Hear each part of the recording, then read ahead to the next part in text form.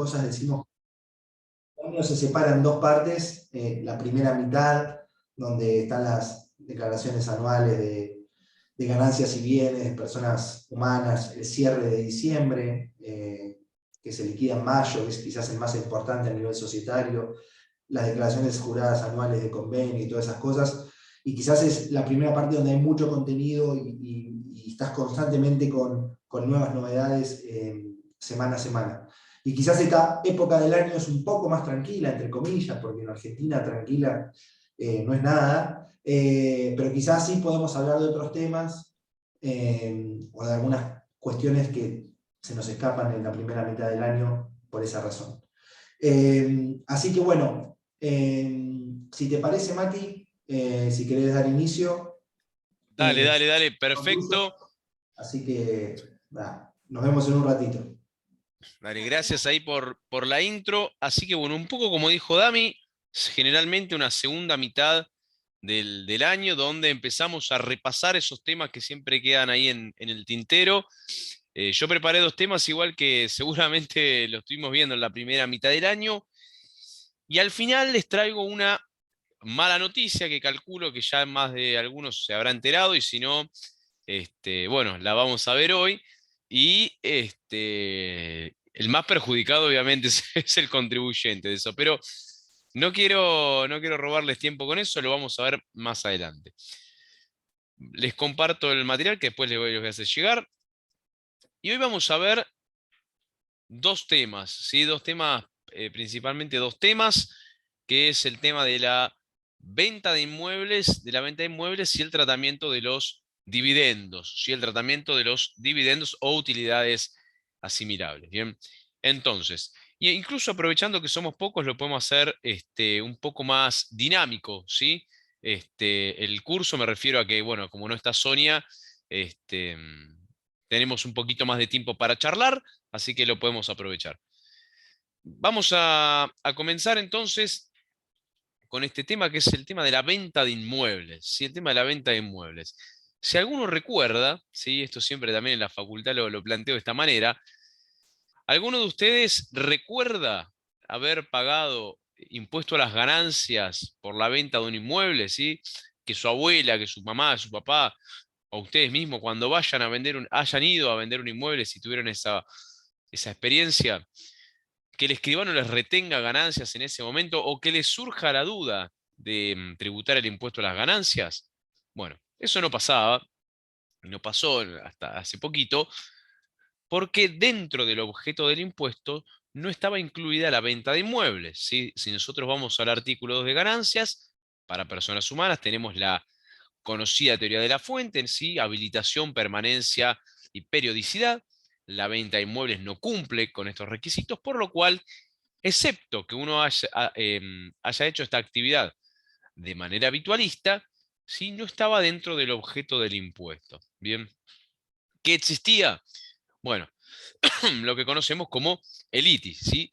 El impuesto a las transferencias de inmuebles. Pero ¿qué pasa? Allá por diciembre de 2017, si alguno recuerda, la conocida ley de reforma tributaria, si los piedrazos en el Congreso, siempre digo eso y todos se acuerdan, dentro de todas las modificaciones, ¿sí? previstas, incluye y modifica en realidad el artículo 2 de la ley de ganancias y el último inciso incorpora la enajenación de inmuebles o derechos sobre inmuebles, ¿sí? Entonces, fíjense que se incorpora el objeto, bueno, por esta nueva ley, el hecho imponible es la enajenación, ¿sí? Las transferencias que ahora se encuentran alcanzadas. Pero no termina ahí, Si uno sigue leyendo la ley 27430, esta misma prevé una vigencia distinta para los hechos imponibles. ¿Por qué? Supongamos que mañana, no demos ideas, ¿no? Pero supongamos que mañana sale una ley por medio del Congreso que de alguna manera crea un hecho imponible, cualquiera, el que se les ocurra, ¿sí? Vamos a poner, no sé, venta de automóviles, ¿sí? Para no habitualistas. O sea, así como es inmueble, supongamos que mañana vendemos el auto y tenemos que pagar ganancias por eso. Si no hubiese ninguna aclaración, todas las ventas que yo haga a partir de la entrada en vigencia estarían alcanzadas. Bueno, en el caso de los inmuebles, la propia ley, ¿sí? La 27430, prevé para distintos artículos de esa ley, que fue la de modificación de reforma tributaria, vigencias distintas, ¿sí? En el caso de los inmuebles, solamente aplica, o sea, van a estar dentro del objeto del impuesto aquellas enajenaciones cuyos inmuebles hayan sido adquiridos a partir de enero de 2018, a partir del 1 de enero de 2018. Esos son los inmuebles que van a estar, cuyas enajenaciones o transferencias van a estar dentro del objeto del impuesto, ¿sí? Repasamos, al estar taxativamente previsto en el artículo 2 de la ley, no es necesario cumplir con la teoría de la fuente, por lo cual todas las operaciones están alcanzadas por las personas humanas. Y esto es importantísimo, porque sobre todo aquellos que vienen un poco con más experiencia, ¿no?, en la parte inmobiliaria, me refiero a las personas humanas, no lo tienen muy en cuenta y directamente dicen, bueno, el 1,5 del ITI, ¿sí? El 1,5 que era el impuesto a la transferencia de inmuebles, que vamos a ver de todas formas qué pasa. Pero que queden claro, y esto es prácticamente para una pregunta parcial, a pesar de que no se cumplan con los requisitos de la teoría de la fuente, sí, periodicidad, permanencia y habitualidad, esta operación se encuentra alcanzada dentro del objeto del impuesto solamente por el hecho de estar mencionada en el artículo número 2. Y vamos a empezar con los aspectos controvertidos y, como siempre, perjudiciales para el contribuyente, que es cómo se determina, ¿sí?, la base imponible, y que después va a estar sujeta a una alícuota que más adelante vamos a ver cuál es. Bueno, yo se lo separé en dos. ¿Por qué? Porque tenemos fuente argentina y fuente extranjera. Ojo con eso. Si yo tengo un inmueble en Punta del Este, algo tan frecuente hoy para aquellos que quieren mudar su residencia fiscal, y ese inmueble lo fue adquirido, ¿sí?, a partir, o sea, con posterioridad al 1 de enero de 2018, la enajenación futura está alcanzada por el impuesto a las ganancias, ¿sí? La enajenación futura está alcanzada por el impuesto a las ganancias. Entonces, vamos a ver. Fuente argentina, precio de venta conocido, pero tenemos una característica especial. En la Argentina, como todos saben, la mayor parte de las operaciones inmobiliarias se hacen en dólares, ¿sí? Se hacen en dólares. Entonces, para determinar el precio de venta, tendré que multiplicar, ¿sí?, los dólares de la enajenación por el tipo de cambio del Banco Nación del día de la fecha de venta, ¿sí? Tipo de cambio oficial, ¿sí? Siempre Banco Nación. Menos el costo actualizado por IPC. ¿Y qué es el costo actualizado por IPC? No son los dólares, sino los pesos equivalentes al momento de la compra. Quiere decir que si yo no sé, 2 de enero, porque el primero estaba brindando, compré un inmueble en 100.000 dólares y el dólar estaba a 3 pesos, por decir cualquier cosa, mi costo son 300.000 pesos, ¿sí? No son 100.000 dólares, son 300.000 pesos. Y lo voy a actualizar por inflación desde esa fecha de compra hasta la fecha de venta. Y fíjense la cantidad de distorsiones que se generan. Primero, y un tema que trasciende a la intención del legislador, ¿sí?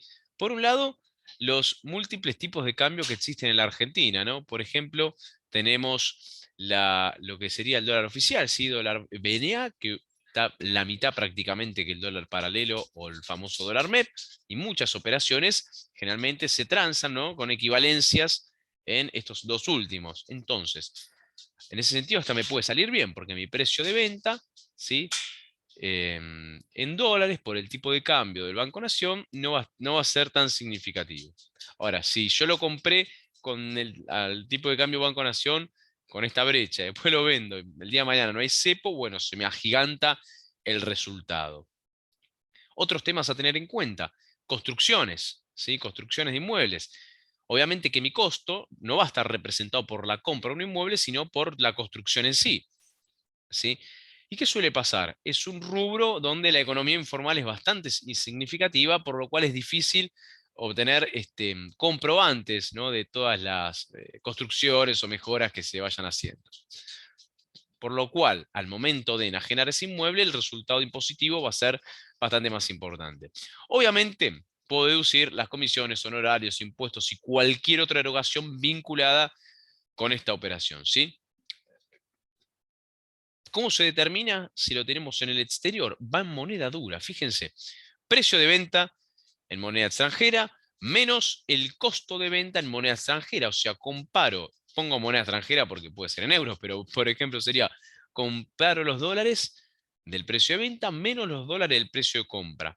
A ese resultado le aplico el tipo de cambio. Quiere decir que si lo compré el 2 de enero, en lugar de haber comprarlo en Caballito, lo compré en Punta del Este en $100.000 y hoy lo vendo en $100.000, mi resultado impositivo es cero, porque comparo los $100.000 del precio de venta versus los $100.000 del precio de compra y así determino el resultado impositivo que da cero.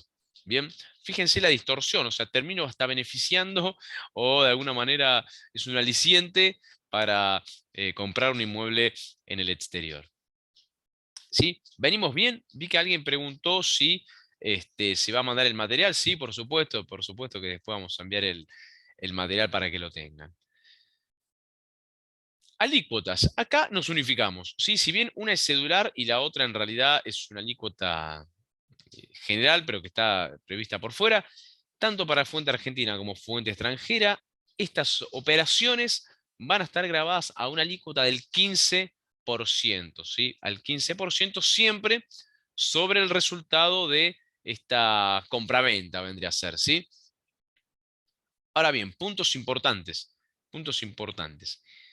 Y vamos a ir haciendo paralelismos. Ustedes se acuerdan que en el ITI, ¿sí? Si bien no estaba exenta la enajenación de la casa habitación, tenía la opción de venta y reemplazo, ¿sí?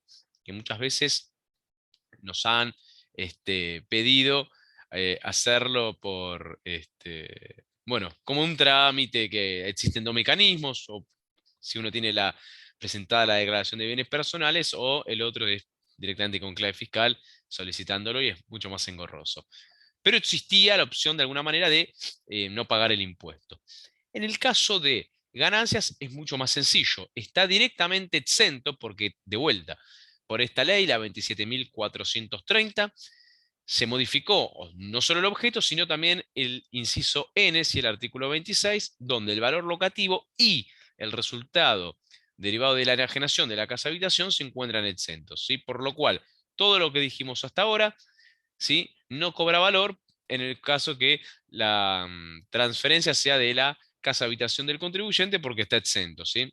Distinto es si tiene la casa habitación y además un inmueble que destina alquiler y en algún momento vende o enajena ese inmueble, ahí sí ya es de aplicación todo lo que estamos charlando. La pregunta al millón: ¿qué pasa con el ITI? ¿Qué pasa con el impuesto a la transferencia a los inmuebles? Bueno, ¿sigue vigente? Sí. Y probablemente por mucho tiempo sigamos escuchando de este impuesto. ¿Por qué? Porque está vigente para todos aquellos inmuebles adquiridos con anterioridad al 1 de enero del año 2018, ¿sí? Obviamente, y esto cabe aclarar, que si aplica el ITI, no aplica la, el impuesto a las ganancias, ¿sí? No aplica el impuesto a las ganancias. La alícuota, ¿cuál es para el ITI? 1,5 sigue igual, ¿sí? Hay Damián que pregunta cuál es la alícuota. 15% en ganancias, 1,5% es en el caso del el impuesto a la transferencia de inmuebles, ¿sí? Entonces, para repasar, si está adquirido con anterioridad al 1 de enero de 2018, esa enajenación futura va por el impuesto a la transferencia de inmuebles y no aplica el impuesto a las ganancias. En ese caso, que vaya por ITI, va a ser el 1,5 de la transacción, ¿sí? Si va por el impuesto a las ganancias, bueno, será precio de venta menos el costo, conforme lo vimos recién, y la alícuota es del 15%, pero no se superponen, o va uno o va el otro, ¿sí? Casos especiales, casos especiales. Supongamos que vamos a hacer el caso afortunado de una donación, no de una herencia, pues tenemos que matar a alguien, ¿no? Pero en el caso de una donación, ¿sí? En el caso de inmuebles donados, si recibido por una donación por herencia, se considera como fecha de adquisición la que tenía para el donante o el causante, ¿sí? Yo les doy dos ejemplos. Ejemplo 1. El inmueble es adquirido por el donante el 5 de agosto de 2015, ¿sí? Una fecha que algún hincha de River se va a acordar, cuya donación se realizó en 2022, ¿sí? Se considera para el donatario adquirido con anterioridad al 1 de enero de 2018, por lo cual está sujeto al ITI y no al impuesto a las ganancias. ¿Sí? ¿Por qué? Bueno, por lo que les comentaba. Se considera la fecha de adquisición la que tenía para el donante, como el donante lo adquirió antes del 1 de enero de 2018, esa va a ser la fecha que el donatario va a tener en cuenta. Por lo cual, ante una futura enajenación, ese inmueble va a estar sujeto al ITI y no al impuesto a las ganancias. Todo lo contrario pasa si el inmueble se fue adquirido por el donante el 9 de diciembre del año 2018, ¿sí? Y de vuelta, la donación se realiza en 2022. En ese caso, se considera para el donatario adquirido con posterioridad al 1 de enero de 2018, por lo cual está sujeto al impuesto a las ganancias y no al ITI, ¿sí? Y no al ITI. ¿Vamos bien? ¿Quedó claro esta filmina que es muy frecuente verlo, sobre todo por herencias, lamentablemente, pero obviamente aplica para las donaciones? Sobre todo, atenti con esto, con el tema de estrategias sucesorias, donde la figura más habitual es la donación con reserva de usufructo, ¿sí? La donación de la nuda propiedad con reserva de usufructo. Si venimos bien, vamos a seguir avanzando y vamos a pasar a lo que tiene que ver con dividendos. ¿Sí? Dividendos. Ahí está. ¿Está viendo? Perfecto. Vamos a ver, dividendos. Lo primero que tenemos que entender es, porque a ver, este es un repaso que nunca viene, nunca está de más hacerlo, perdón si alguno ya lo sabe, y bueno, obviamente no le cae bien, pero siempre está bueno hacerlo. Primero, ¿qué tipo de sociedades distribuyen, ¿sí?, estas utilidades, estos dividendos? Obviamente las del artículo 73, incisos A y B, las conocidas sociedades, ¿sí?, que aplican la alícuota que más adelante vamos a ver. Ahora bien, ahí mira, Víctor pregunta, Matías, ¿los inmuebles de fuentes extranjeras siempre igual pagan ganancias? Sí, a ver, siempre y cuando hayan sido adquiridos con posterioridad al 1 de enero de 2018, ¿sí? Siempre y cuando haya sido adquirido con posterioridad al 1 de enero de 2018. Ojo, bueno, después tenemos la famosa diferencia entre dividendos y utilidades, ¿sí? Unas que son las que distribuyen las sociedades anónimas, que el término es dividendos, pero desde ya que aplica a las utilidades que distribuyan las SRL, ¿sí?, de sus estados contables. Y un tema no menor, porque han llegado consultas también por esto, y es por eso que lo pongo, la diferencia con los honorarios del directorio o los gerentes en el caso de las SRL, ¿sí? Son cosas totalmente distintas. El honorario del director, que si quieren un día charlamos de eso, está sujeto a una retención y lo podrá deducir la sociedad en su declaración de ganancias y estará grabado en cabeza del director o gerente, de acuerdo, bueno, hay un mix ahí que más adelante vemos, pero son cosas distintas, ¿sí? La retribución del honorario al director es justamente por su tarea de administrador de la sociedad, que no tiene nada que ver con un dividendo o una utilidad, que es producto de la mera tenencia de las acciones o cuotapartes.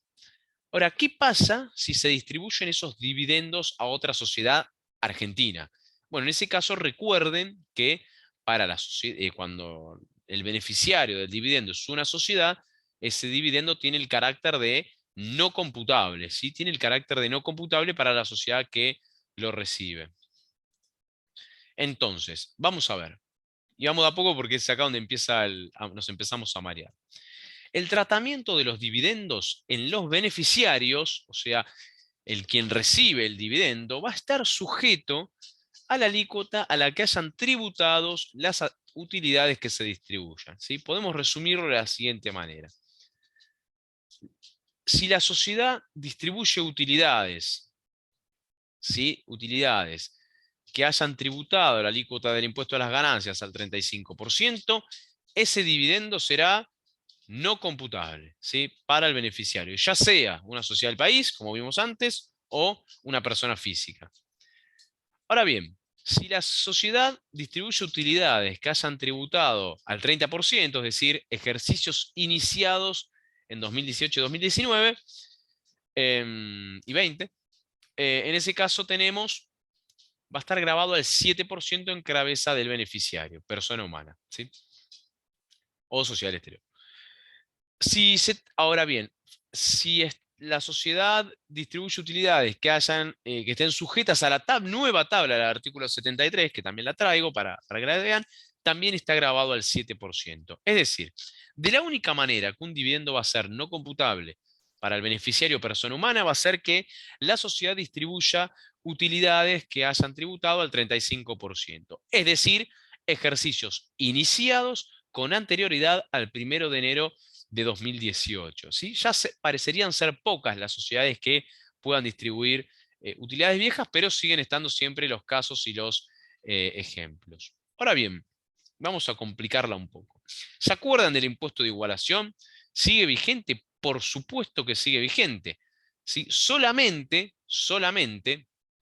el impuesto de igualación sigue vigente en aquellos casos en que las utilidades distribuidas hayan tributado a la alícuota del 35%, ¿sí? Es decir, utilidades de ejercicios iniciados con anterioridad al 1 de enero 2018. Un dato y que no está en la filmina, esto es para los que están presentes en el curso, siempre el criterio de distribución de utilidades es FIFO, ¿sí? O sea, primero entrado, primero salido. Siempre primero las más antiguas son las que se consideran distribuidas. Es decir, si yo tengo utilidades de un ejercicio 2015, 2020 y 2021, se considera que primero estoy distribuyendo las 2015, ¿sí?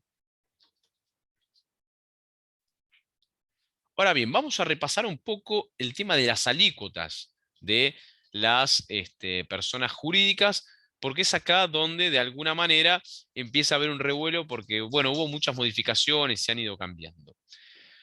Cuando se publica así la ley esta 27430, ¿sí? La ley 27.430, prevé que la alícuota general del impuesto a las ganancias para los sujetos del artículo 73 iba a ser del 25%. 25%. Incluso si uno va a la ley, va a encontrar ese número. Pero para los primeros ejercicios, ¿sí? Los iniciados desde enero 2018 hasta diciembre 2020, había una alícuota de transición que iba a ser la del 30, ¿bien? La del 30. La del 25 nunca se llegó a aplicar, ¿sí? Nunca se llegó a aplicar. Esto porque siempre tenemos algún texto viejo o algún apunte de un curso anterior, y por eso lo traigo a colación, o desde ya que la del 25 nunca se llegó a aplicar. Digo esto porque la ley preveía que en los casos en que las utilidades distribuidas hayan tributado el 25%, la alícuota a la que iban a estar grabados esos dividendos era del 13%. Pero este esquema nunca llegó a ser de aplicación. ¿Cuál es el escenario actual hoy? No existe más la alícuota del 25, que nunca se aplicó. No existe más la alícuota del 30, sino que tenemos una escala progresiva, ¿sí? Muy similar a la de personas humanas, pero solamente con 3 tramos, que van del 25 al 35%, que se actualiza, ¿sí? Se actualiza todos los años por inflación, y fue de aplicación para ejercicios iniciados desde enero 21 a diciembre 21, esta escala, ¿sí? Esta escala fue la que en su momento fue de aplicación. Como les dije, se actualiza. Hoy la escala vigente es la siguiente, ¿sí? Hasta ahí vamos bien. Quiere decir que si un inmueble, si un dividendo es producto de una utilidad que haya tributado a esta escala, la alícuota para los dividendos es del 7% para el beneficiario. ¿Bien? ¿Venimos bien? Ahí estamos. Ahora bien, vamos a hacer un análisis un poquito más interesante. Cuando en su momento, con la ley 27.430, la escala de la tasa del impuesto bajaba al 25% y el 30% para esos primeros dos ejercicios, como lobby, ¿sí? Como lobby político y un poco en los medios, decían se bajó la alícuota de ganancias. Sí, efectivamente, la alícuota de ganancias disminuía al 25 o al 30%. Pero ¿qué pasa? Si yo me fijo en la alícuota, la carga tributaria integrada, ¿sí? O sea, si sumo lo que paga la sociedad más lo que paga el beneficiario, volvíamos a un escenario muy similar y tendiente al 35%, que era este escenario, la del 30 más el 7. Ahora, de aquí se desprenden dos escenarios, ¿sí? Dos escenarios. Uno que es, si las utilidades tributan al 25%, en ese caso, si sumo la tasa integrada, me da menos del 35%. Pero recuerden que esta tasa es únicamente de aplicación para los del primer tramo, es decir, una ganancia neta imponible, no resultado contable, ganancia neta imponible de 7,6 millones de pesos, ¿sí? Un poco más que un monotributo, por lo cual, complicado. Pero ¿qué pasa si tenemos un cliente, un contribuyente, o trabajamos en una sociedad que le va un poco mejor, ¿no? Y está en el último tramo, la carga integrada sube casi al 40%, ¿sí? Por lo cual incluso se incrementó la carga integrada total. Y acá vamos a hablar de un tema importante, el tema de la famosa retención. Clientes nuestros del estudio, ¿bien? Hacemos el balance, hacemos la declaración de ganancias y hacemos la declaración jurada de la persona física, no tenemos dudas porque abrimos la carpeta de al lado y sabemos si la utilidad de qué periodo viene, si somos un poco ordenados. Ahora, ¿qué pasa si yo tengo acciones de YPF? ¿Sí? Acciones de cualquier sociedad que, por ejemplo, cotice en bolsa o de alguna manera no tengo acceso a la contabilidad. Bueno, en ese caso, ¿sí? Existe un régimen de retención ya previsto, por lo cual yo, si tengo una declaración jurada de persona física, directamente voy a tener la retención, ¿sí? Ahí me voy a enterar. Y esa retención va a tener para los responsables inscriptos en el impuesto el carácter de retención. Quiere decir que yo en la declaración jurada voy a grabar los dividendos, que es renta cedular, pero no va por el aplicativo cedular.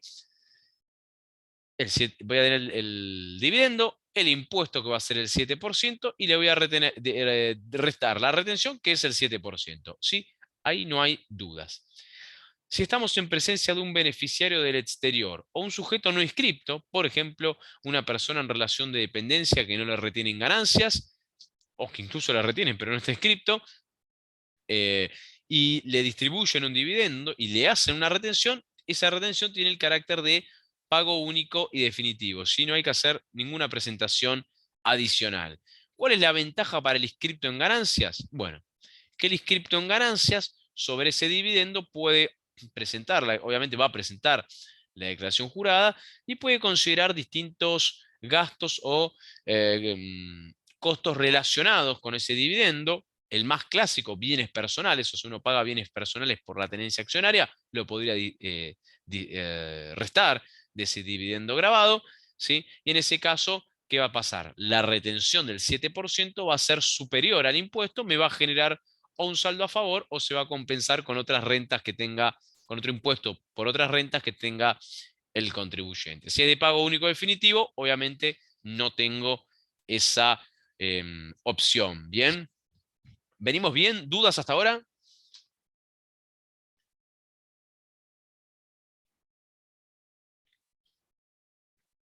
Los leo, si no, seguimos. ¿Sí?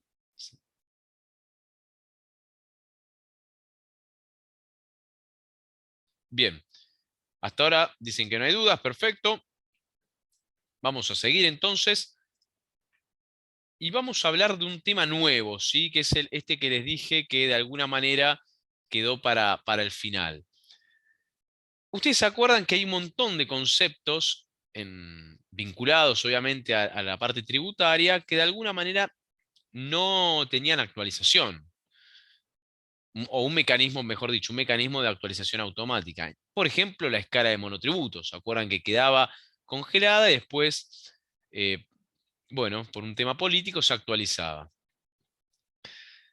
los mínimos no imponibles, las escalas de ganancia, bueno, así todo lo que tenga que ver a la recaudación impositiva. De a poco se han ido, incluido en la ley, mecanismos de actualización, como por ejemplo el que les mostraba de las escalas a las que están grabadas las rentas de las personas jurídicas, que ya directamente tienen previsto un mecanismo de actualización, ¿sí? Ahora, ¿qué pasaba con los intereses? ¿Se acuerdan que la tasa de intereses resarcitorios estuvo topeada incluso mucho tiempo? ¿Sí? Estuvo topeada mucho tiempo y quedaba en 3%, ¿sí? Quedaba en 3%, no se actualizaba. Luego, ¿qué sucedió? En un contexto inflacionario como el de la Argentina, se publica la resolución del Ministerio de Economía 598, ¿sí? 598 de 2019, donde ¿se acuerdan que nosotros hacíamos los cálculos de una deuda cuando el contribuyente nos pedía con un Excel, pues directamente por fórmula lo sacábamos? Casi todos los intereses eran 3%, o sea, los periodos que había que consultar. Bueno, por la resolución 598 se había previsto un mecanismo de indexación de la tasa de interés a una tasa X que prácticamente era para dar más algunos puntos. Pero bueno, entonces por trimestre se actualizaba esa tasa de intereses, ¿sí? Muy similar, como les decía, a la tasa de un plazo fijo. Pasó por alto, capaz que muchos de vacaciones o presentando declaraciones tarde de ganancias, pero el 25 de agosto se publicó la resolución 559, ¿sí? Del Ministerio de Economía y derogó esta resolución 598, por lo cual entiéndase el mecanismo automático de actualización de intereses, ¿sí? Por lo cual, a ver, nosotros sabíamos que por un trimestre, sea cual sea la situación del país, íbamos a aplicar la misma escala y de alguna manera también sabíamos que esa tasa estaba vinculada justamente a otra tasa de publicación del Banco Central. Ahora, ¿qué pasó? Como se derogó esta resolución, directamente volvimos a un esquema similar al que estábamos y teníamos en cuenta antes. La norma prevé directamente cuáles van a ser los intereses. Fíjense que pasamos al 5,91%, 5,91% para intereses resarcitorios, ¿sí? ¿Por qué les digo esto? Porque uno generalmente, cuando el contribuyente, por algún motivo se presenta tarde una declaración jurada, lo que fuera, o porque el contribuyente no presenta la información, o por el motivo que sea, uno sabe que la tasa de interés en términos reales, ¿sí? Es negativa, porque de alguna manera, si el contribuyente tiene un plazo fijo o un fondo común de inversión o incluso los resguardan dólares, ¿sí? Con la devaluación MEP pasa lo mismo, de alguna manera cubre esos intereses y hasta generalmente en dólares le sale más barato. Ahora, ¿qué sucede? Una tasa del 5,91%, está bien que estamos manejando inflaciones de 6-7%, pero ya no es una tasa para pasar por alto, ¿sí? Mucho menos, y no sé si a ustedes les pasa que en los abogados de AFIP se ve que andan con ganas de recaudar, están llegando boletas de deuda por todos lados, ni hablar de los embargos con la velocidad que los están sacando, y recuerden que a partir de la fecha de inicio de demanda, a partir de la fecha de inicio de demanda, comienzan a correr los intereses punitorios, que ahí sí ya estamos hablando de un interés del 7,37%.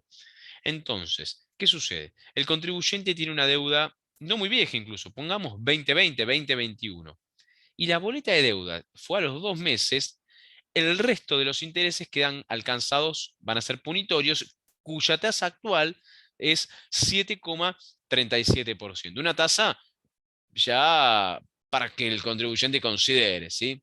Después, bueno, tenemos el resto de las tasas, si son en moneda extranjera o lo que tiene que ver con los mecanismos de repetición.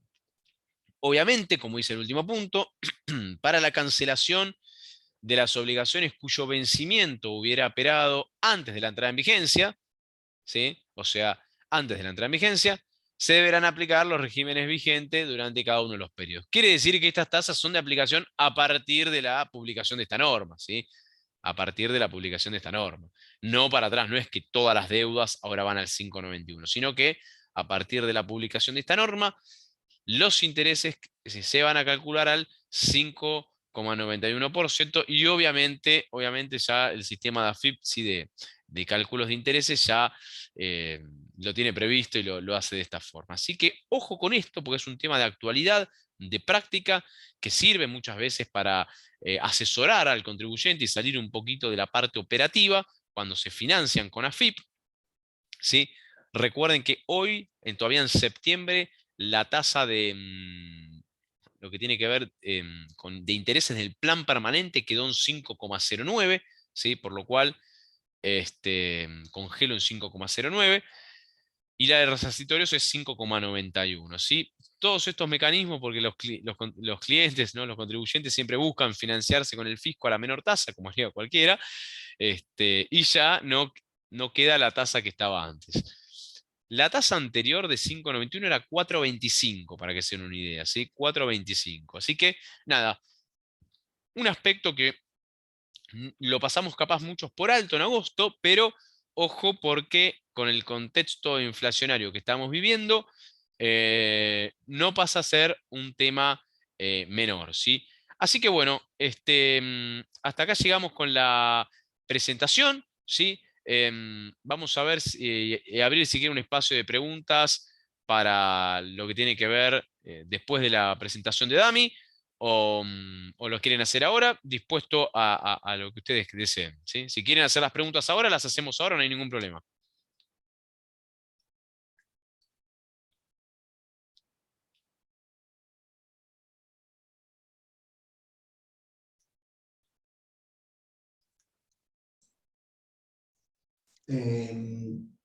Romy, no sé si hay alguna pregunta ya hecha que Mati no No, no hay contestó. nada. No, y Perfecto. había una o dos que las fuimos respondiendo mientras dábamos la charla. Bueno, si no, igual al final las podemos responder, no hay ningún problema.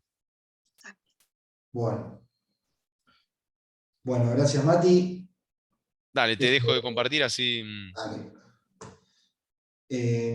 Bueno, cualquier pregunta, si quedó algún tema, como dijo Mati, pongan la pregunta en el chat y al final habilitamos otro momento de preguntas para ir evacuando alguna duda. Bueno, voy a compartir la pantalla.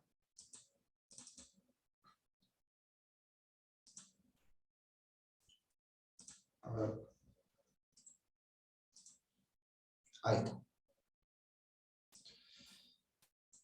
Ahí vamos. Segundo archivo esto. Bueno, vamos a hablar un poco, a ver,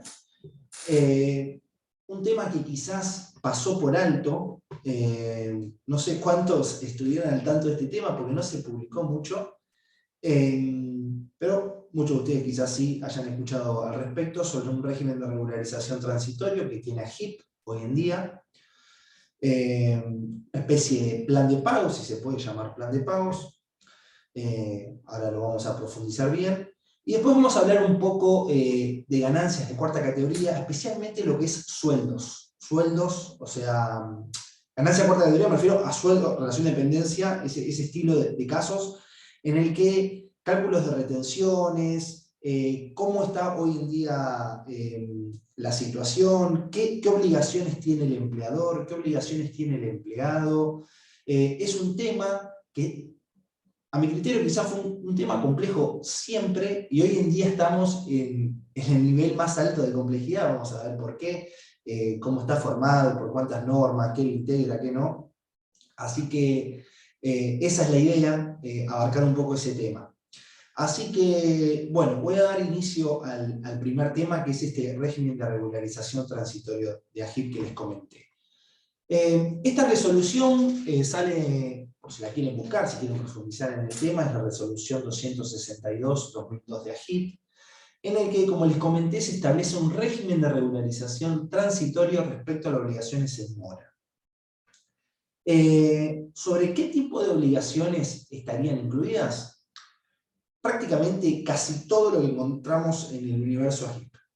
Yo ahí les marqué las más importantes, quizás el caso en el que nosotros tenemos más, acostumbramos a ver más seguido, como es el caso del inmobiliario, el ABL, patentes, sellos, ingresos brutos, y entre otros. Pongo entre otros porque también hay algunas tasas especiales, embarcaciones deportivas o similares, que también están incluidas en estas obligaciones.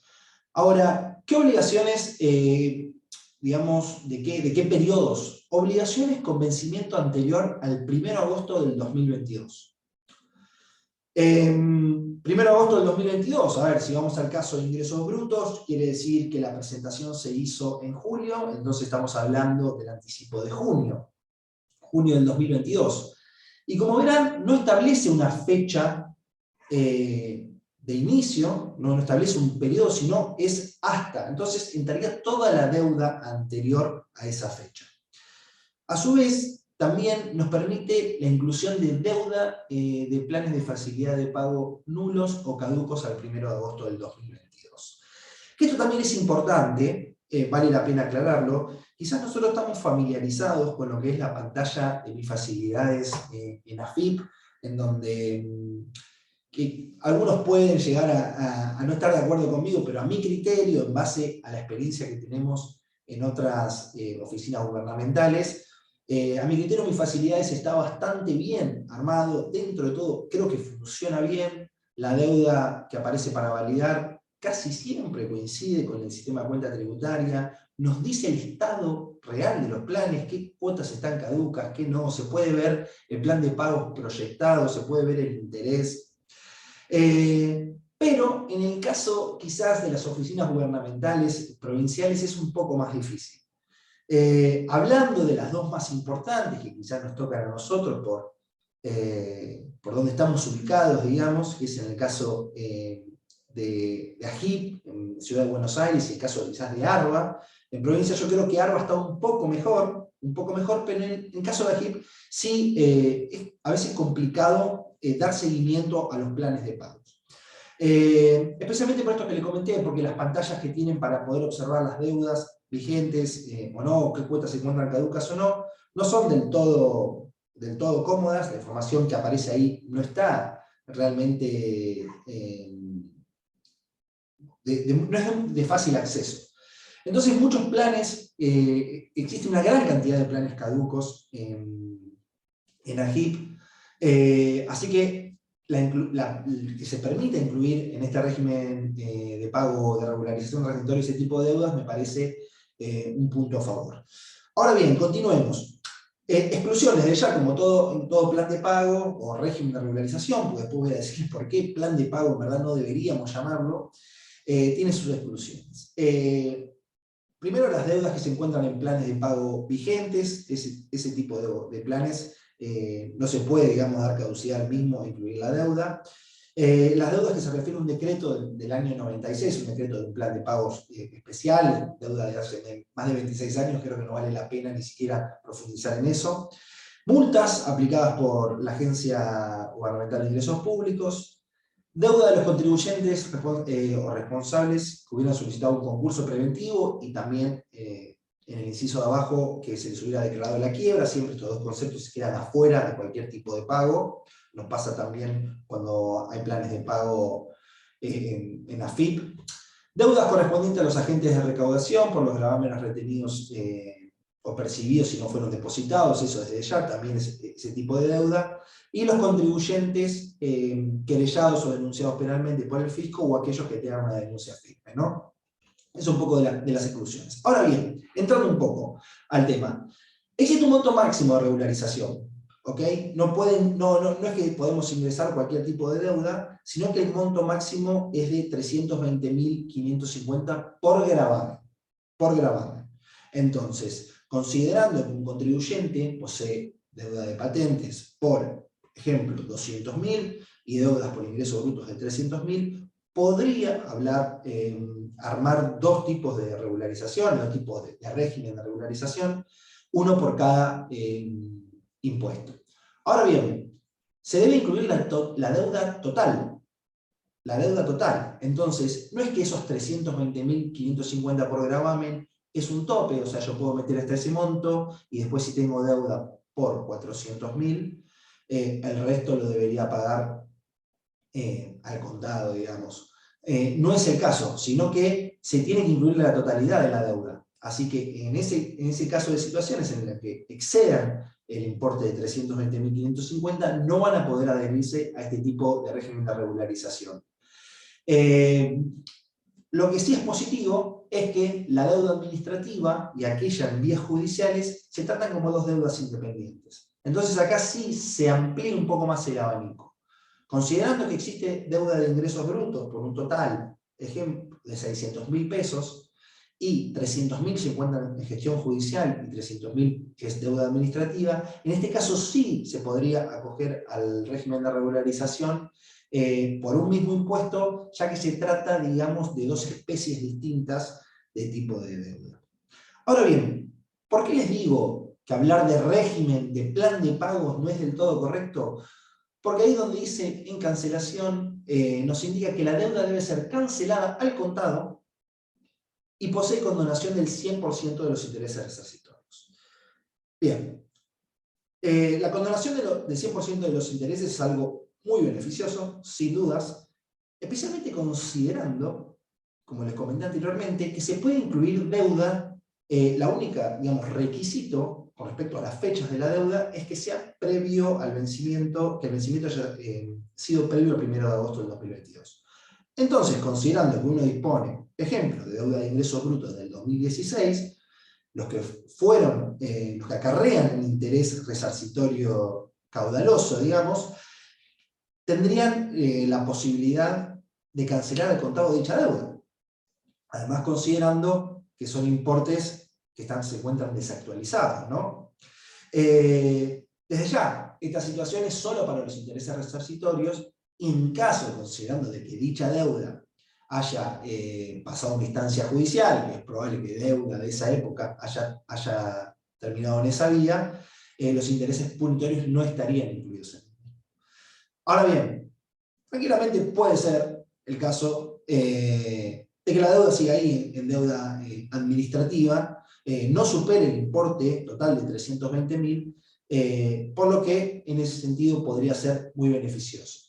Desde ya, yo siempre, normalmente en los últimos años nos acostumbramos mucho a planes de pago con condonación de intereses, moratorias, quizás más normalmente llamado, que a mi criterio crea una mala costumbre en el contribuyente, ¿no? Porque estas condonaciones de intereses es, no lo pago, total, tarde o temprano aparece un plan de pago que me termina condonando los intereses y termina siendo muy beneficioso. Y es verdad, este tipo de planes genera eso, genera un gran desistimiento en el pago, digamos, una postergación del mismo. Pero bueno, por otro lado también es la realidad económica en la que vivimos que nos lleva a esta situación, ¿no?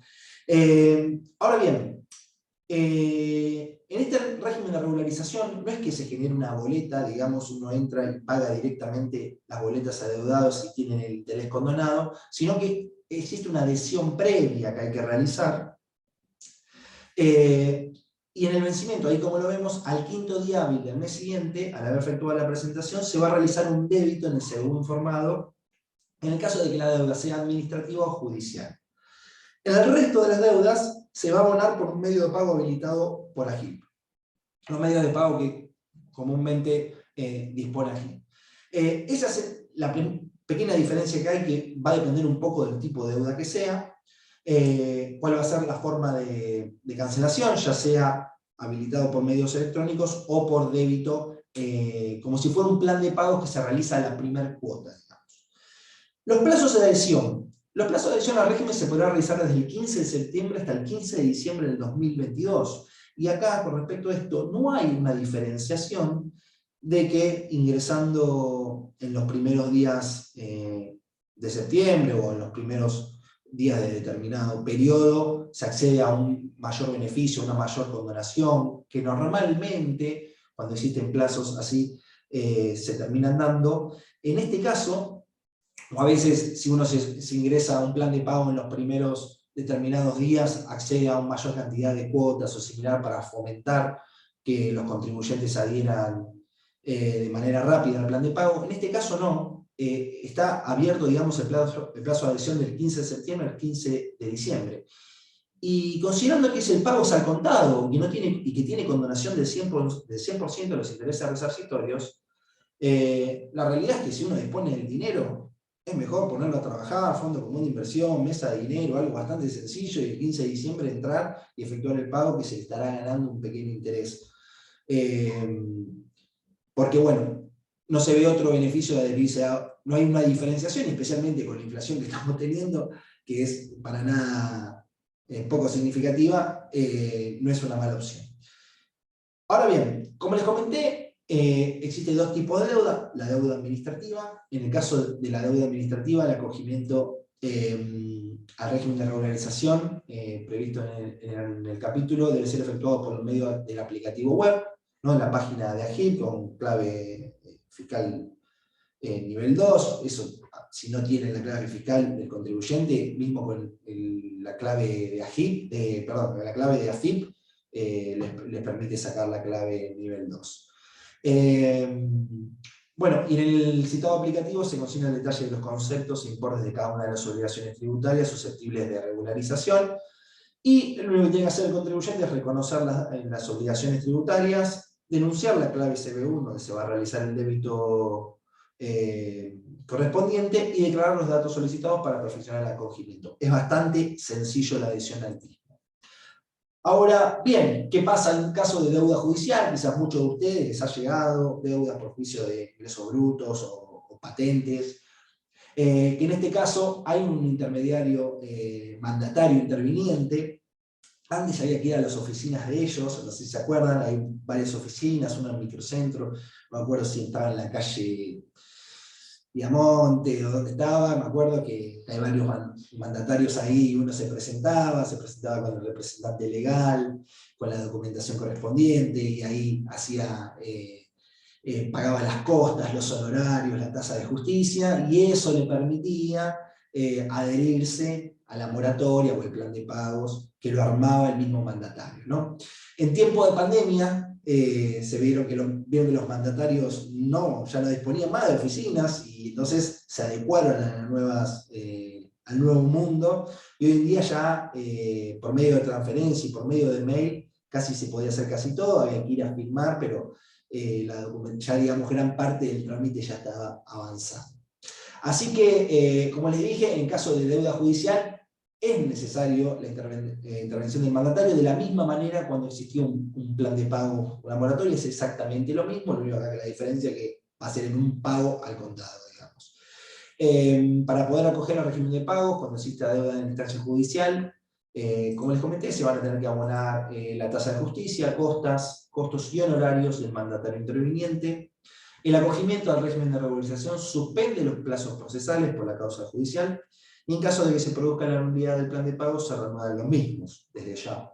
El acogimiento al plan se solicita archivo, suspensión o prosecución de las acciones judiciales según corresponda respecto de los contribuyentes.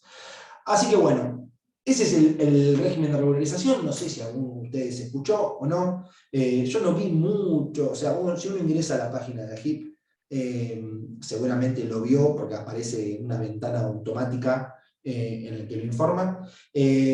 Creo que es beneficioso, sin dudas. La condonación de intereses al 100% es bastante significativa. Desde ya que el pago al contado puede complicar en algunos casos, pero también hablamos de montos no muy altos. Fíjense que el monto máximo es de 325.000, 20.000 más o menos, así que podría ser beneficioso quizás para contribuyentes que no posean mucha deuda, o si uno de ustedes también tiene deuda de patentes o similar, también vale la pena tenerlo en cuenta. Así que bueno, me voy a adentrar en el tema principal que tenemos hoy, y después, si nos queda tiempo al final, quiero hablar de un fallo que anda dando vueltas, bastante fresquito, que nos va a interesar bastante, sobre el ingreso bruto. Quizás alguno lo vio, pero bueno, espero que nos dé el tiempo para hablar un poco al respecto. Ganancias de cuarta categoría. Esta es la reglamentación madre, digamos, si vamos al caso, que tenemos que tener en cuenta a la hora de liquidar no liquidar los sueldos, sino para el cálculo de las retenciones. Acá va todo un poco de la mano, ¿no? Uno es la ley de ganancias, la ley 20.628, y por otro lado tenemos la Resolución General AFIP 4003E, que es el régimen de retención sobre rentas de trabajadores en relación de dependencia y otros. Esas son las dos madres, digamos, de las normas que rigen esta materia. Ahora bien, durante los últimos años recibimos una infinidad de resoluciones generales de AFIP que le fueron agregando un poco de condimento a la situación, y hoy nos encontramos en un menjunje que muchos de nosotros, creo que no sé si existe alguna persona que la tenga del todo claro al 100% de cómo hacer el cálculo de retenciones al pie de la letra, porque son tantos los parches que vamos recibiendo que realmente dificulta mucho la tarea del liquidador, ¿no? Y de determinar las retenciones.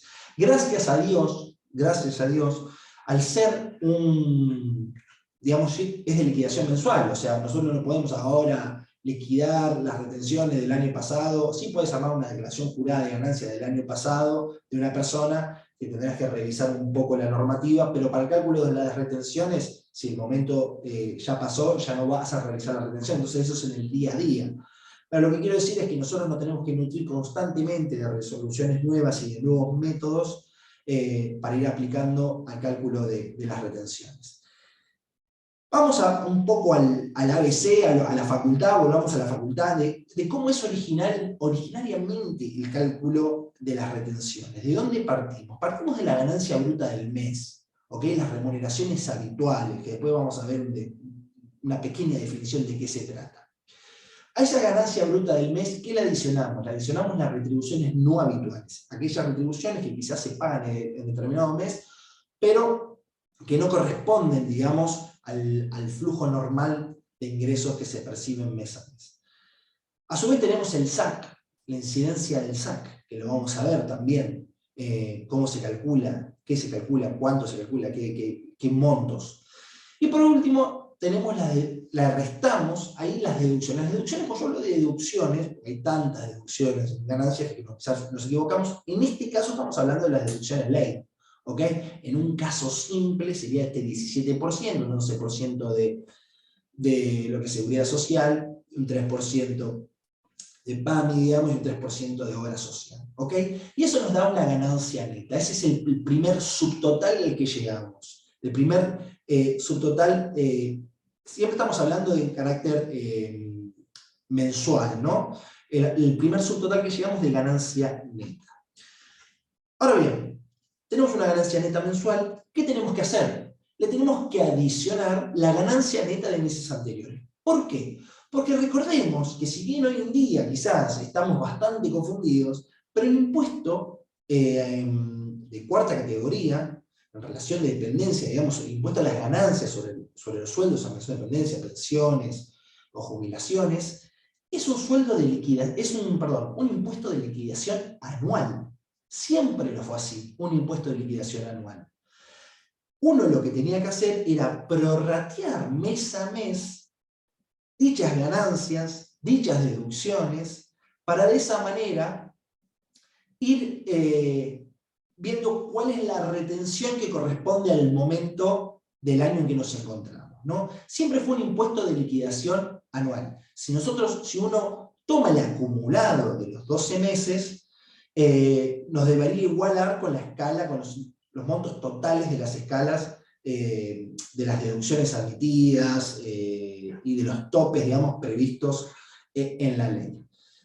Ahora bien, hubo introducciones, especialmente el año pasado, que llegaron, se ve, para quedarse, porque no se modifica la ley todavía de impuesto a las ganancias y siguen los montos demasiado bajos. Entonces se van poniendo parches en el que hoy en día nos encontramos en una especie de sistema híbrido entre lo que es una liquidación anual, que se calcula de manera mensual, con una especie también de liquidación mensual en determinados importes, en determinadas variables. Que eso también lo vamos a ver, después vamos a profundizar un poco más de eso. No los quiero confundir, pero sí quiero que veamos la fuente, digamos, cuál es nuestra fórmula de cálculo principal del impuesto a las ganancias, que es también hoy en día, para muchos contribuyentes, es exactamente este método, pero hoy en día sí está un poco emparchado.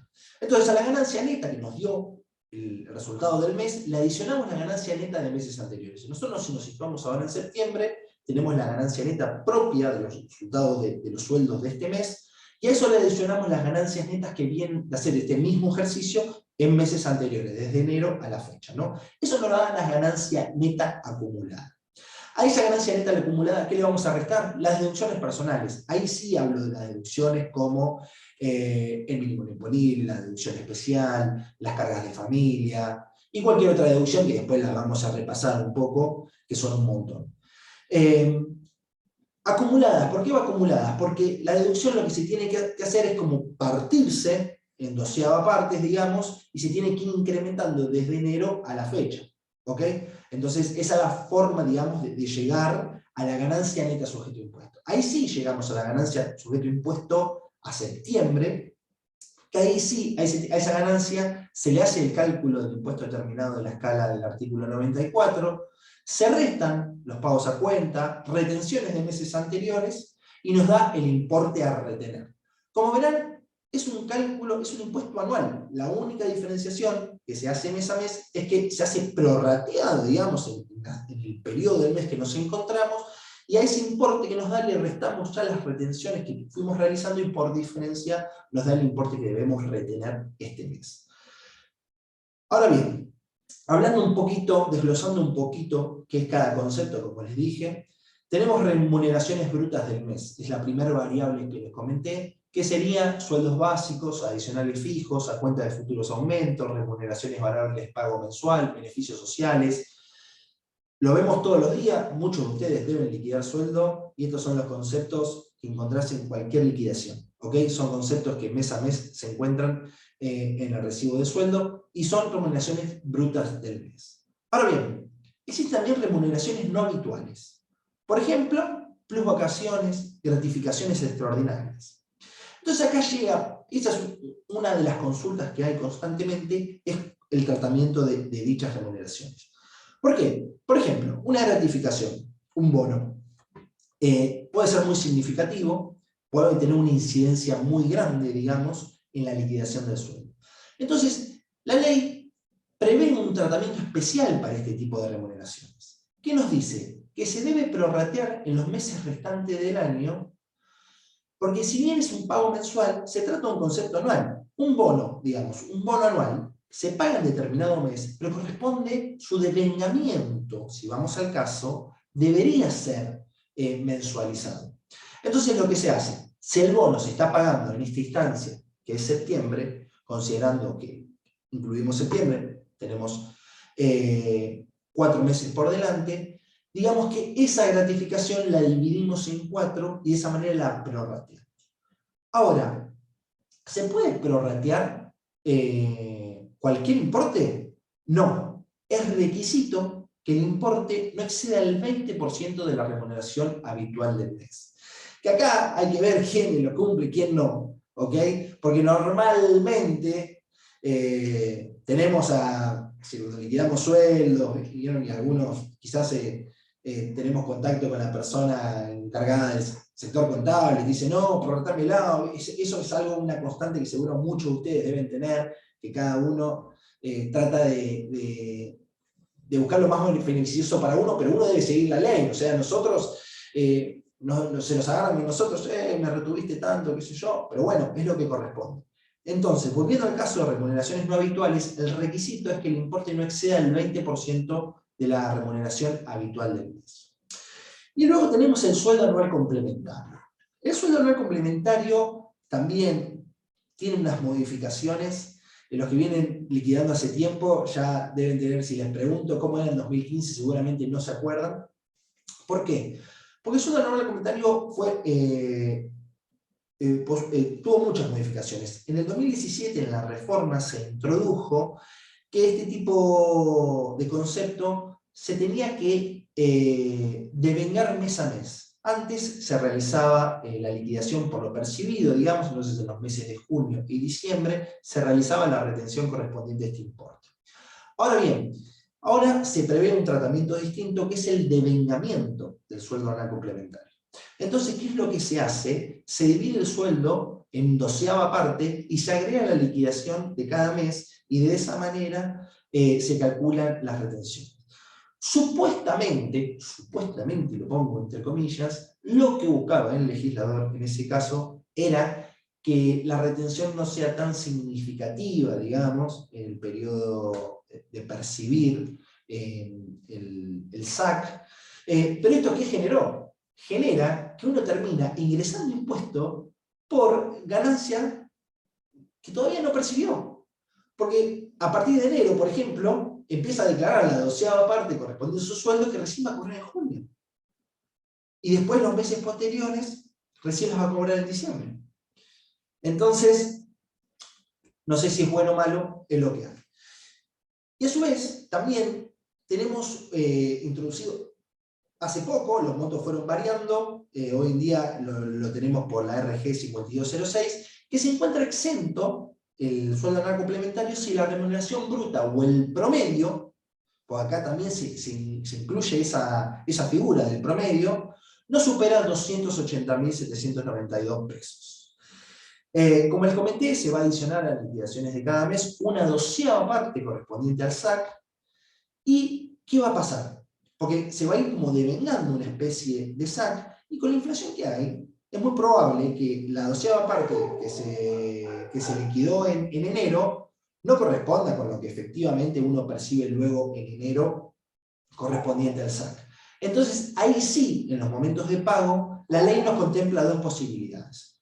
Una, por un lado, es en el momento de pago, realizar el ajuste en ese momento, si se retuvo de menos o de más, en base a lo que efectivamente se abonó, y compensar en dicho momento. O la segunda opción es esperar a la liquidación anual, que la vamos a tener en abril del año siguiente, a fines de abril del año siguiente, que va a tener incidencia en la liquidación de sueldos de abril y de mayo del periodo fiscal siguiente. Nuevamente, si corresponden sumas a devolver, nuevamente termina siendo un perjuicio, digamos, para el empleado, ya que con la inflación que hay se le va reteniendo sueldo. Normalmente es la inversa, porque se retiene 12ª parte que es inferior a lo que realmente se paga. Con la inflación que hay, muchos sueldos casi se modifican mensualmente. Entonces, normalmente la última remuneración percibida es la que va a terminar definiendo el SAC.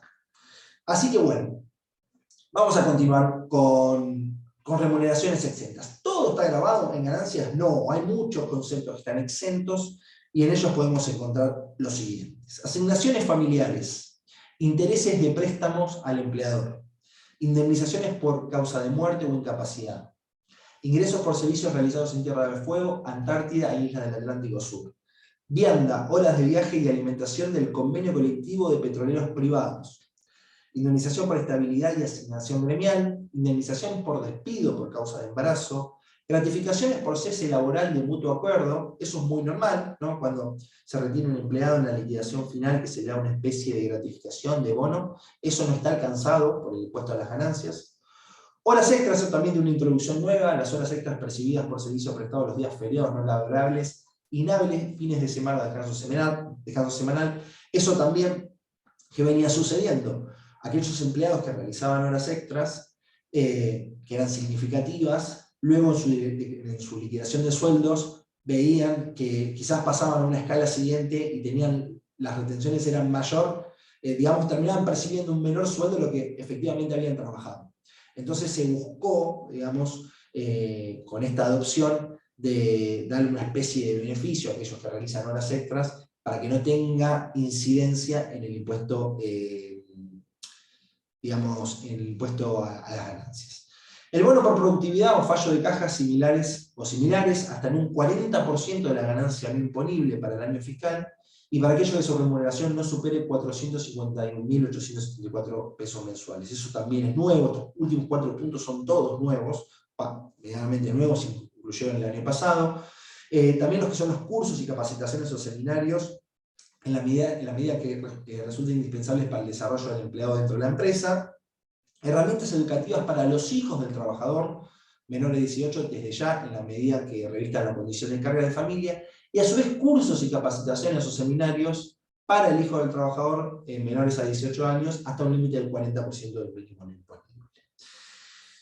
Bien, y acá ahora sí llega la pregunta. Esa pregunta que nos las hacen en todos lados cuando dicen, ¿sabes qué este es contador? O cuando nos presentamos de que somos contadores. Oh, vos sos contador, ¿y qué me puedo deducir de ganancia? ¿Vos sabés que me están rompiendo la cabeza? La típica, la típica, la típica. Y bueno, hay un montón de conceptos que uno se puede deducir, y muchos seguramente se los deducen. Pero bueno, ese es el momento de la consulta, así que bueno, si queremos refrescamos un poco al respecto. Como les comenté, lo primero que tenemos son las deducciones obligatorias, que en verdad, o sea, uno no las considera porque termina percibiendo la ganancia neta, pero es verdad porque la estás deduciendo, porque la ley te lo permite deducir, ¿no? Que son los aportes jubilatorios, los aportes a la obra social, y los aportes sindicales también, hay sindicatos que la verdad que entre mutual, recreación y turismo, cuota solidaria, no sé qué cosas más, se llevan 4 o 5% del sueldo. Esos tres primeros conceptos, y algún concepto más, que algún caso específico que pueda tener, no tienen límite de deducción. Desde ahí igual no es mucho que pueda realizar, digamos, el empleado para tomar esa deducción, sino que automáticamente la liquida el empleador, digamos, ¿no? Luego los intereses de créditos hipotecarios. Acá, gracias a Dios en la Argentina, porque si no tendríamos una guerra civil con este tema, no hay casi créditos hipotecarios, porque el monto que uno se puede tomar a nivel anual es de 20.000 pesos, un importe totalmente desfasado, como muchas cosas que podemos encontrar en el impuesto a las ganancias. Gastos de sepelio, otro de las cosas totalmente desfasadas, 996 pesos, sale nada. Creo que vas a la verdulería y gastas más. Así que nuevamente un importe que merece actualización. Personal de casas particulares, este sí, es una figura que quizás vemos bastante seguido. Desde ya, el personal tiene que estar blanqueado, es lo que busca también la normativa esta. Y el tope que se puede deducir hasta el monto mínimo no imponible, que creo que para el 2022, si no mal no recuerdo, 252, creo, más o menos. Desde ya que tienen que tener todos los recibos y todos los comprobantes que respalden, digamos, dicha deducción. Cuota médico asistencial y donaciones, tanto de la persona como de las, me refiero a la cuota médico asistencial, tanto de la persona como de las cargas de familia, hasta un 5% de la ganancia neta, ¿ok? Las donaciones hasta un 5% también, es el mismo caso, hasta un 5% de la ganancia neta. Las donaciones no son todas, hay una explicación taxativa de cuáles son las que incluyen y cuáles son los métodos que lo tienen que hacer, porque uno va a una iglesia y dona plata, no es el método, sino que tiene que ser por transferencia bancaria o tarjeta de crédito, digamos, y a determinadas instituciones. Creo que, por ejemplo, Greenpeace no está incluida, por ejemplo, por decir, es una quizás de las más comunes.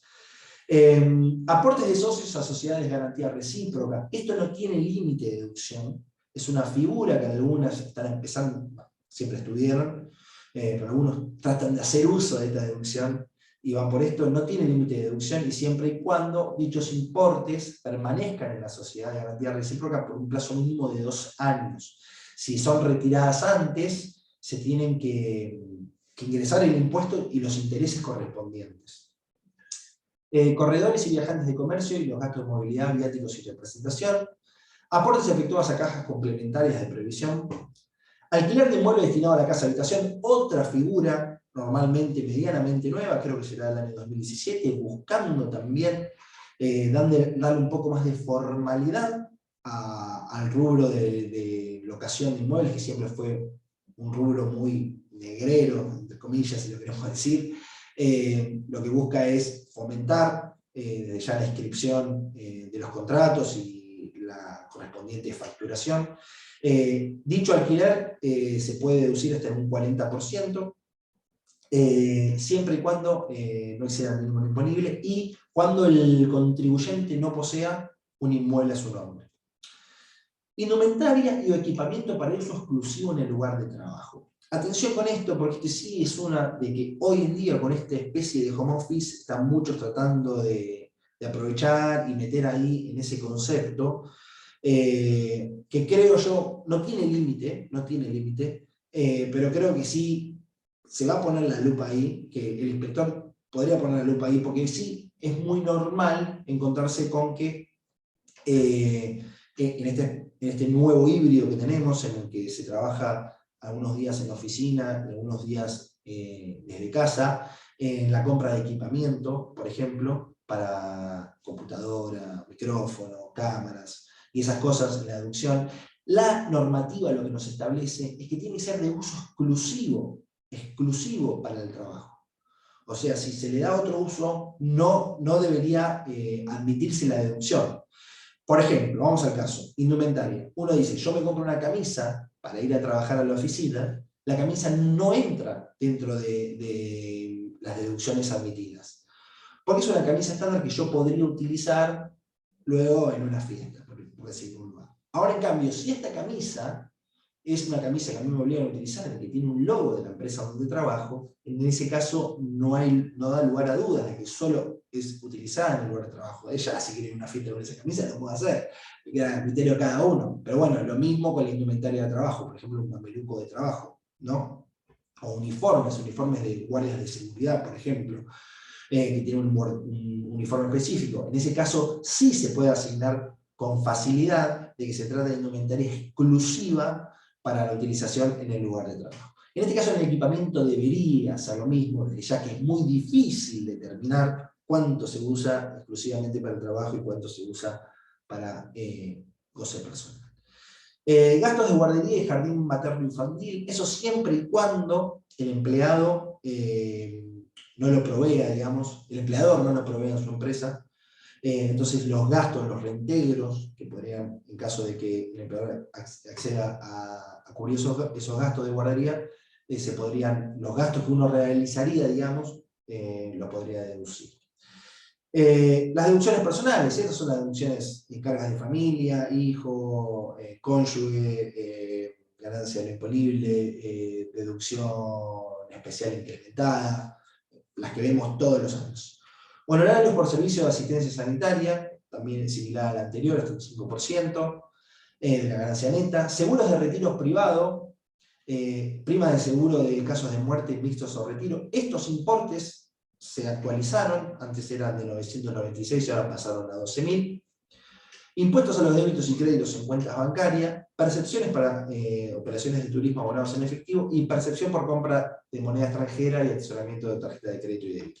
Que esta es otra consulta que seguramente están teniendo muchos de ustedes constantemente, es, ya me puedo pedir la devolución, ya puedo pedir la percepción del impuesto de las compras al exterior, lo que pago, lo que me viene por Netflix, el 35%, todos esos detalles. Que todavía no está habilitado en el año 2022, cuando pasemos a CIRADIC, lo voy a comentar un poquito, pero eso también se considera una especie de pago cuentas, digamos, que se pueden deducir. Y bien, y ahora sí pasamos al CIRADIC, el formulario 572 web CIRADIC, trabajado. Este formulario que nosotros pedimos mucho, sinceramente, la realidad es que el formulario es sencillo, a mi criterio es sencillo. El problema es que cuando uno le da el manual de instrucciones, que son como 52 hojas en PDF, cuando lo ven y ven las 52 hojas, hacen scrolling hasta la cuarta y lo cierran y no quieren saber más nada. Entonces a uno después le terminan diciendo, che, deducime que mirá que me compré unos pasajes al exterior, más o menos me va a venir 100.000. No. Hay que ingresar a CIRADIC y ahí es donde se tienen que encargar. Todas las deducciones que mencionamos previamente es el lugar correcto donde se tienen que encargar. Al inicio, el empleador, al inicio de la relación laboral, dispone de 30 días para dar aviso de la presentación del formulario 572 y que a su vez le puede corresponder o no la presentación de la declaración jurada de ganancias y bienes personales al empleado, ¿no? El empleado, si tiene deducciones, tiene obligación de informarlas por esa vía. Obligación de informarlas, no es opcional, sino que es una obligación. Ese debería ser el 572, el formulario 572 es la vía oficial de comunicación entre el empleado y el empleador en términos impositivos. Entonces, ese es el método y la forma de ingresar la información correspondiente. Si bien el vencimiento opera el 31 de marzo del año siguiente, o sea, el año 2022 va a estar venciendo en marzo del 2023, el formulario se puede presentar mes a mes. Entonces, un empleado responsable, por ejemplo, que tiene pluriempleo, que tiene 2 trabajos, estaría cargando todos los meses cuál es la remuneración correspondiente de su otro sueldo, para que de esa manera poder realizar la retención correcta el empleador, digamos, que pague la mayor remuneración. A su vez, debería introducir mes a mes, por ejemplo, los contratos de alquiler de su departamento, o lo que le abona al personal de casas particulares. Esa es la fórmula correcta de comunicación con el empleador. No decírselo al empleador, mirá que me tenés que deducir, o al contador, en empresas chicas que quizás se vea un poco más, en el que ya directamente hay un trabajo continuo con el empleador, con el contador, entonces le dicen directamente, che, liquidame, mirá que me viajé al exterior, descontame esto. No, no es la forma. El formulario 572 es la forma correcta para realizarlo. Ahora bien, ¿qué sucede luego? Luego tenemos la liquidación anual. La liquidación anual se produce, está venciendo en abril, una vez que se terminó el formulario 572, que el empleado ya lo llenó. Ahora es la responsabilidad del empleador la presentación de la liquidación anual. Se conoce como formulario 1357, que es lo que termina recibiendo el empleado. Antes era el formulario 649. Creo que todavía todos le seguimos diciendo el 649. Se trata del formulario de liquidación de impuesto a las ganancias de cuarta categoría de relación de dependencia. Ese es el nombre específico. Su vencimiento opera el último día del mes de abril, siguiente al periodo fiscal en que se declara, y su presentación corresponde por parte del empleado.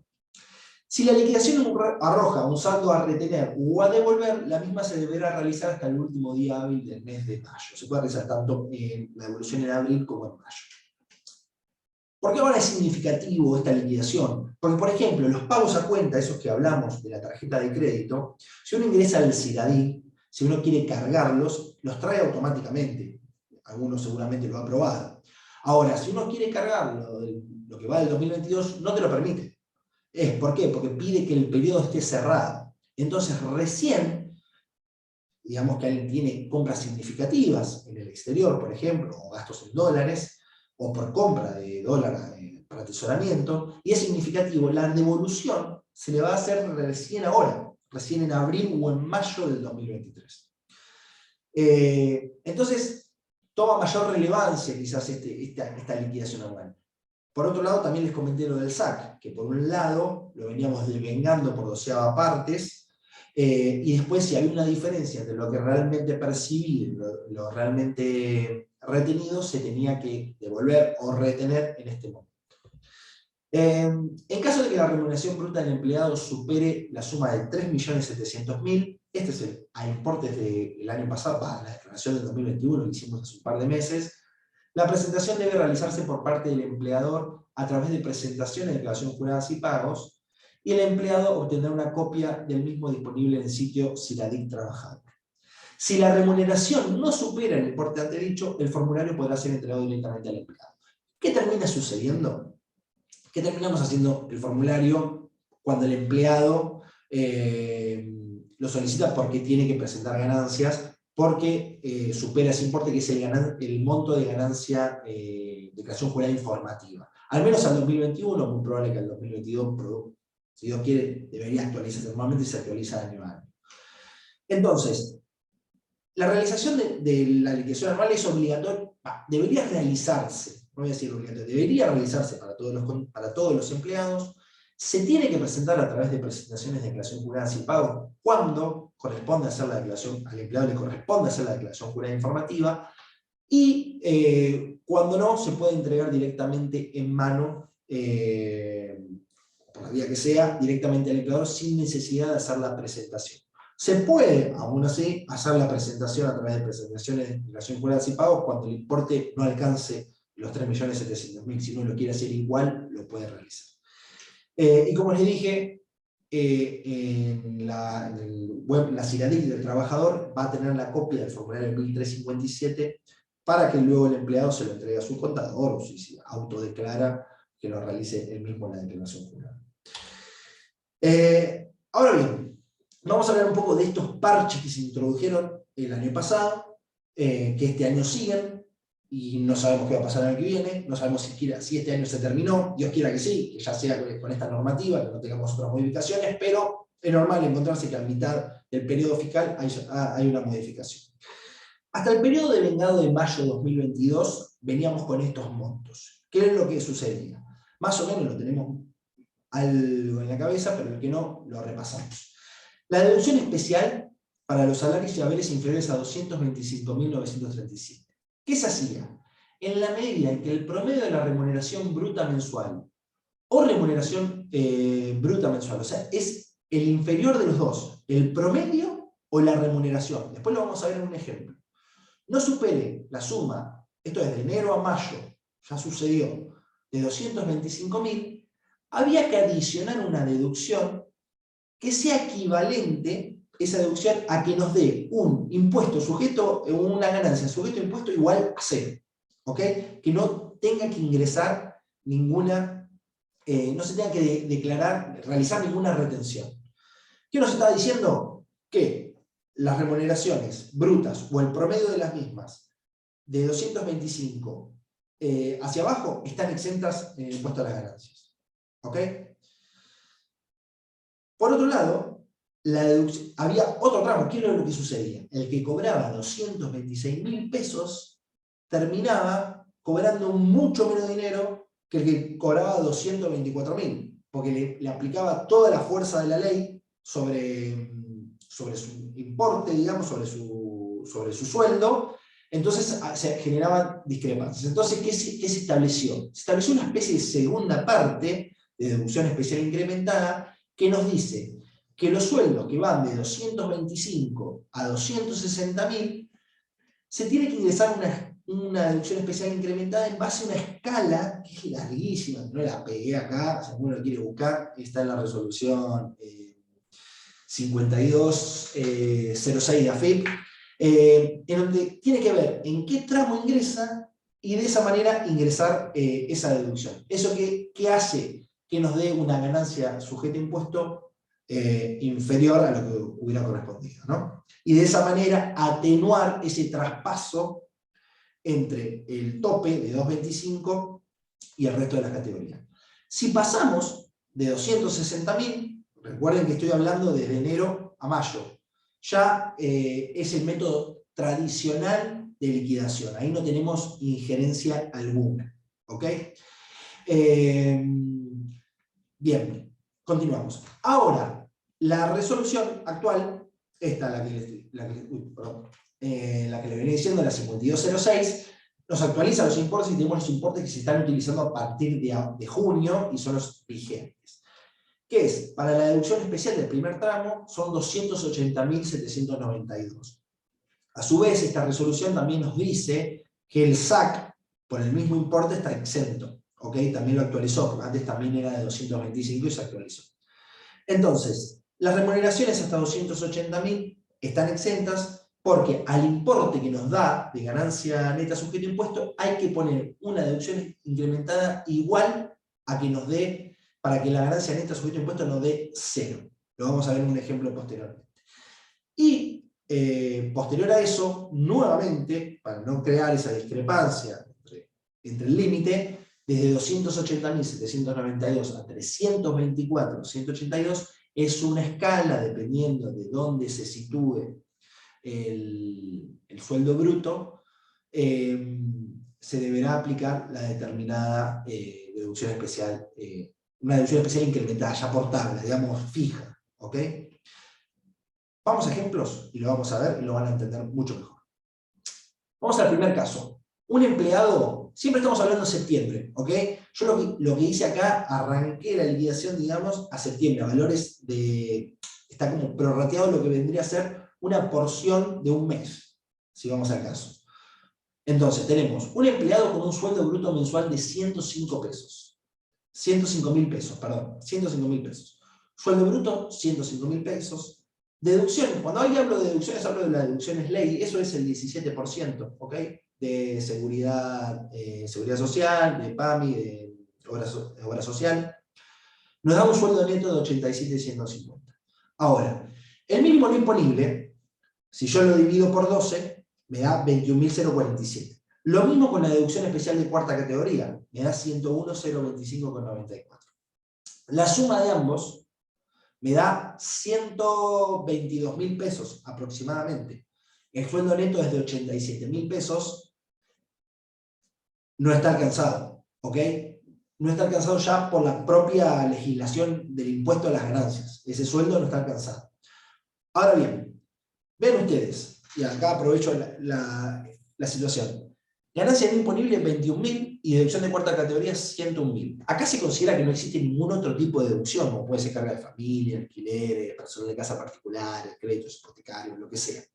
Es, digamos, lo mínimo indispensable que uno se puede tomar. Pero ya estamos hablando de que un sueldo de 122.000 pesos al mes, neto, ya estaría alcanzado el impuesto a la ganancia si no hubieran salido estos parches en resoluciones generales que comentamos en las dos filminas anteriores. Vamos al segundo caso. Empleado con un sueldo bruto mensual de 400.000 pesos. Está por encima inclusive, ¿recuerdan? La primera escala era 280.000, hasta ahí está todo exento. La segunda escala, que va de 280 hasta 326, está, incrementada. Esto es 400.000, está por encima de todo. El sueldo bruto se le aplican las deducciones, el 17% que le comenté, eso me da el sueldo neto de 332. Mínimo no imponible y deducción de cuarta categoría es exactamente lo mismo, porque es el importe total dividido 12, es la 12ª parte que corresponde aplicar a septiembre. Eso me da un total de 209. Deducción, ya el primer error que me encuentro. Perdón, ahora después se los voy a mandar corregido. Deducción especial incrementada, ahí tiene que ser cero, no tiene que haber nada, nada.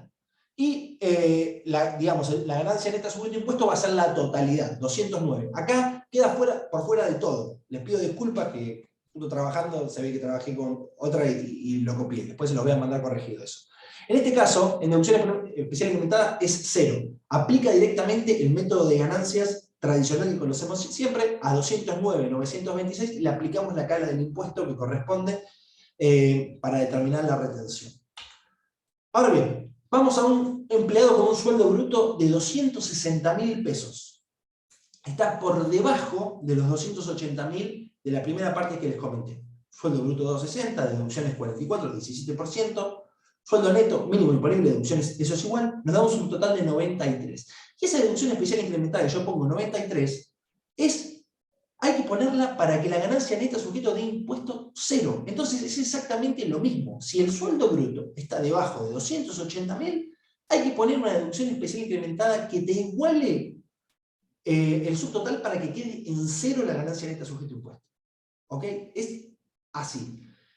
Como ahora después les voy a dar un ejemplo, ¿qué pasa cuando hay otras deducciones? Van a ver cómo ese importe con el mismo sueldo va variando, porque lo que tiene que llegar es a cero, es el único objetivo. Desde ya, hay personas que van a tener mayor deducción especial incrementada que otras, porque otros quizás tienen otras deducciones, entonces su deducción especial incrementada va a ser inferior a una persona que solo se toma el mínimo imponible y la deducción especial de cuarta, que son las dos, digamos, deducciones base por las que se parte. Empleado con un sueldo bruto mensual de 260 con carga de familia. Es el mismo caso que el anterior. ¿Ven? 260 pero con carga de familia. Ahí lo vemos.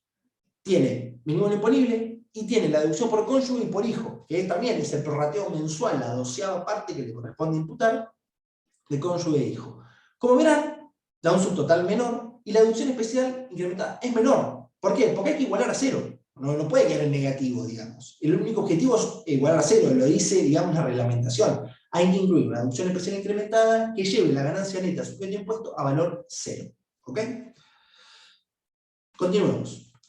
Empleado con sueldo bruto mensual de 285. Acá que nos encontramos en la deducción especial incrementada en segunda parte. Es mayor a 280, es menor a 326, corresponde aplicar la deducción especial incrementada por tabla. ¿Qué es lo que tenemos que hacer? Al sueldo bruto le aplicamos las deducciones, el mínimo imponible, la deducción de cuarta, nos queda un subtotal. Ese subtotal, ¿qué hacemos? Vamos a esta tabla y vemos el sueldo bruto, cuál es el importe que entraría, estos 285.000 que entrarían. Entonces, sueldo bruto hasta, y la tabla tiene un montón de números, y ven que ahí yo hago recuadro en rojo, donde dice 285.098, entraría ahí, porque 284 está por debajo, y 285.098 está por encima, digamos, en la escala que le corresponde. Entonces, automáticamente me fijo cuál es el importe que tengo que agregar, y lo pongo. La deducción especial incrementada de 94.372,12. Y me da una ganancia neta sujeto a impuesto de 19.804. Miren la diferencia que hay, como si no se aplicaría nada, que la incidencia del impuesto sería sobre 114.476.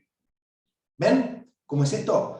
Esta tabla es larguísima. Es, no sé, 2-3 hojas. Vas a ponerla acá, ni se iba a leer. Los que liquidan esto la deben tener.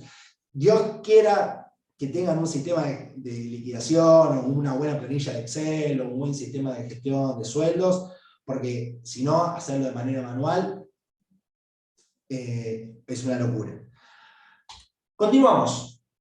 No sé si es... no, últimos dos casos. Empleado con un sueldo bruto mensual de 285.000 con cargas de familia. Nuevamente, sueldo bruto 285, se le resta el sueldo neto, mínimo no imponible, cónyuge, hijo, deducción de cuarta categoría, subtotal 84 y la deducción especial incrementada. Ahí, bueno, ahí lo puse en negativo. Acá, como verán, la deducción especial incrementada, nuevamente, después lo voy a corregir, no tiene que dar negativo, tiene que dar 0.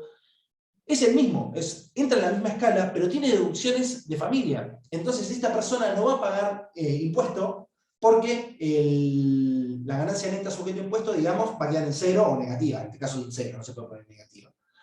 ¿Entienden? Es exactamente la misma situación, lo único que al tener carga de familia se ve favorecido porque ya tiene otras deducciones más, digamos, para computar. Y vamos al último caso. Vieron que siempre se habla de sueldo bruto mensual y sueldo promedio, el menor hay que tomar.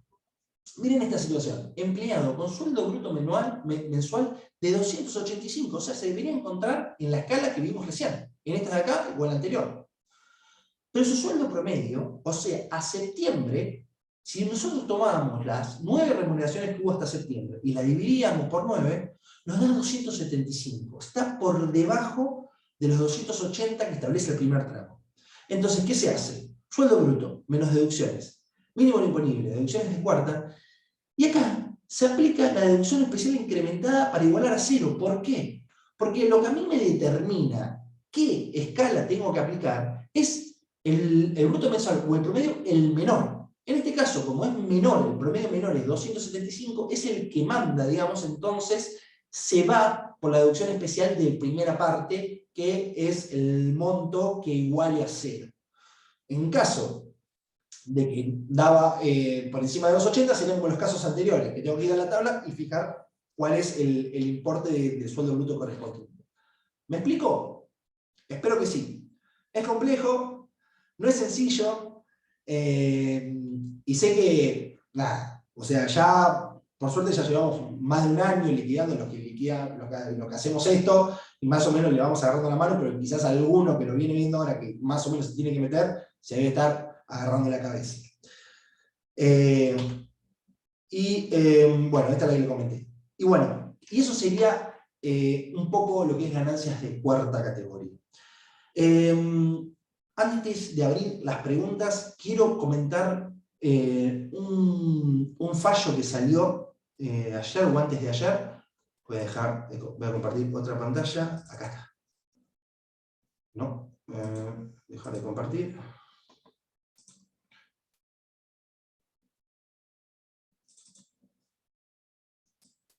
A ver.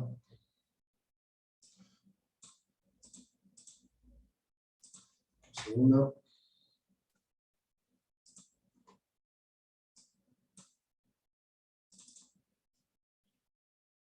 ¿Se ve la pantalla? No sé qué, ¿qué están Sí, viendo? se ve perfecto. ¿Se ve el fallo? Sí. Perfecto, gracias, Romy.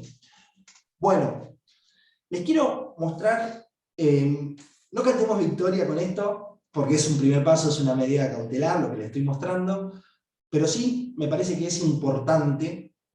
Yo siempre, normalmente si alguno estuvo en algún curso previo, yo doy mucho de lo que es el tema de ingresos brutos y hablo mucho de ingresos brutos, que me parece, además de un impuesto desastroso, totalmente regresivo, lo que quieran, para mí genera una guerra entre las jurisdicciones, una guerra voraz, digamos, por el dinero de los contribuyentes, ¿no?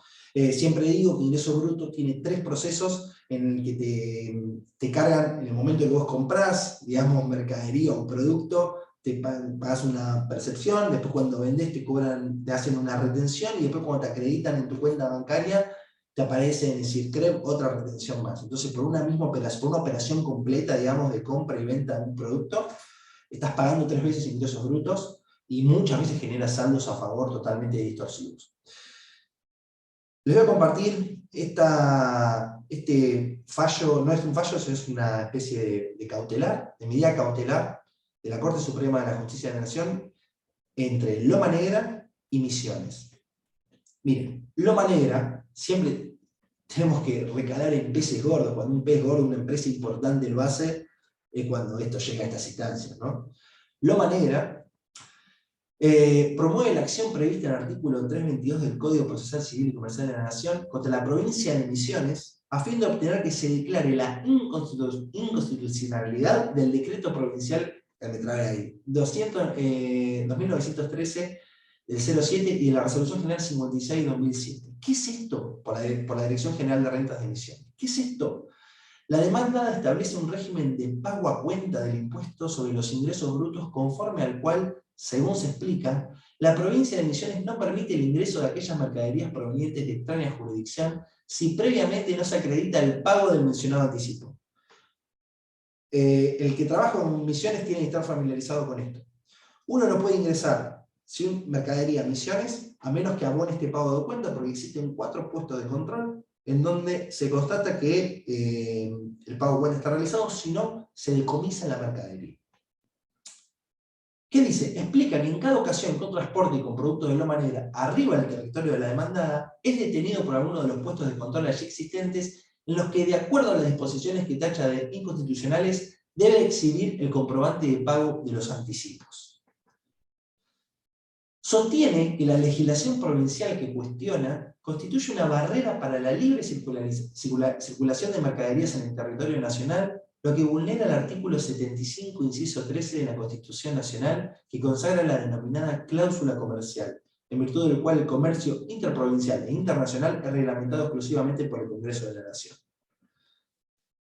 El pago a cuenta establecido actúa como un derecho de paso y la provincia constituye una aduana interior por medio de la cual se condiciona el ingreso o egreso de los bienes al cumplimiento del régimen y al pago del gravamen allí establecido, todo lo cual se encuentra expresadamente vedado por la Constitución Nacional. Seguro lo leo y me emociono. Entonces dice, solicitan, digamos, que se abstenga de exigir a Loma Negra el pago a cuenta del anticipo del impuesto sobre los ingresos brutos o el cumplimiento de cualquier otro deber formal o material vinculado a los presentes impugnados. Adoptar cualquier medida que en forma directa o indirecta impida la introducción en la provincia de Misiones de productos fabricados, comercializados por Loma Negra y de aplicarle las sanciones previstas en el ordenamiento y obstaculizar de cualquier modo la actividad de la actora. La actora acompaña 3 resoluciones de la Dirección de Rentas de la provincia de Misiones, en el que está exceptuada por el periodo de tiempo que surge de cada una de esas actuaciones administrativas de tener que someterse al régimen de pago a cuenta de los anticipos del impuesto a los ingresos brutos. O sea, Loma Negra encima está exenta, no le corresponde ingresar anticipos y aún así le exigen el pago a cuenta para poder ingresar la mercadería, ¿no? Incluso deduce que aún con el certificado de exclusión vigente, hay ocasiones en que los inspectores de la Dirección General de Rentas de la provincia no dejan ingresar mercadería a esa provincia sin el previo pago a cuenta del impuesto sobre los ingresos brutos. Con relación a la pretensión cautelar, es una medida cautelar, es una solicitud de la medida cautelar por medio de loma negra, digamos, el fallo de que da origen o no a la medida cautelar. Este tribunal ha establecido que si bien por vía de principio medidas como las requeridas no proceden respecto a actos administrativos o legislativos, habida cuenta de la presunción de la validez que ostentan, tal doctrina debe ceder cuando se los impugna sobre bases prima facie verosímiles. Y los elementos de ponderación obrantes en la causa permiten concluir que en el presente caso resultan suficientes acreditadas la verosimilitud en el derecho. Por lo tanto, se decreta la medida cautelar de no innovar la solicitada y ordenar a la provincia de Misiones que deberá abstenerse de obstaculizar el ingreso de mercaderías fabricadas y comercializadas por loma negra provenientes de extraña jurisdicción por solo hecho de no haber efectuado el pago a cuenta de los anticipos del impuesto sobre los ingresos brutos. Hasta tanto se dicte sentencia definitiva en las presentes actuaciones, y ahí creo que finaliza. Yo me emociono, sinceramente, cuando leo esto, porque a mí me parece Misiones una de las jurisdicciones más voraces que hay. Este pago a cuenta, no están adheridos al régimen CIFRE, calculan las retenciones por fuera, los créditos a favor que se acumulan en la jurisdicción. Y esa es la política que tienen muchas jurisdicciones, no todas, pero sí muchas, que es primero recaudo, primero te lo saco, y después vemos si corresponde o no. En el mientras tanto, muchas cosas quedan en la nada, muchos contribuyentes no reclaman los saldos que tienen a favor, porque parecen complicados de recupero. Dichos saldos no se pueden compensar con otras jurisdicciones, algo que encantaría que exista, pero no existe. Y bueno, creo que valía la pena, es una medida cautelar, es un primer paso, vamos a esperar que haya una sentencia, que esto vaya a saber cuántos años demora, pero me parece que valía la pena comentarlo. Sonia es normalmente la que da el tema de jurisprudencia, pero hoy me atreví, lo vi y me pareció prudente compartirlo. Así que bueno, bueno, vamos a ver. Habilitamos, Romy, si te parece, algunas preguntas. No sé tanto si había para Mati o para... Sí, no, creo que no hay igual, pero... No hay Romy, ¿me problema. habilitás la cámara? ¿O no? Ah, ¿estás? Estoy... Mirá, mirá. Ahora sí, ahí está. Bueno.